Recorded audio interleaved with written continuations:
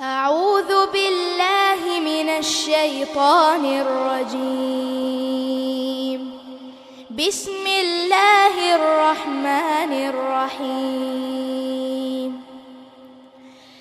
وإذ ابتلى إبراهيم ربه بكلمات فأتمهن قال إني جاعلك للناس إماما قال ومن ذريتي قال لا ينال عهد الظالمين. وإذ جعلنا البيت مثابة للناس وأمنا واتخذوا من مقام إبراهيم مصلى وعهدنا إلى إبراهيم وإسماعيل أن طهرا بيتي للطائفين والعاكفين والركع السجود.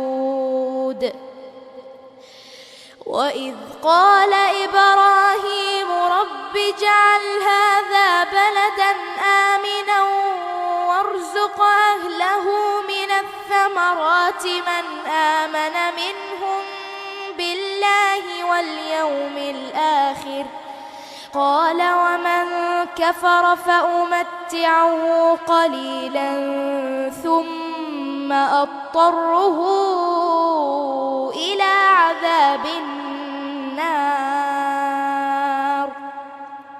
وبئس المصير. وإذ يرفع إبراهيم القواعد من البيت وإسماعيل ربنا تقبل منا إنك أنت السميع العليم.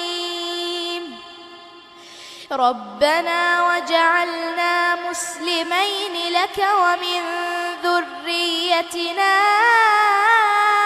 أمة مسلمة لك وأرنا مناسكنا وتب علينا إنك أنت التواب الرحيم.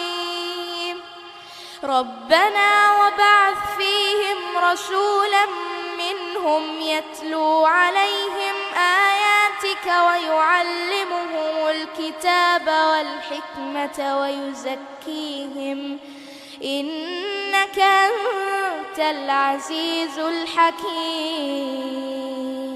صدق الله العظيم.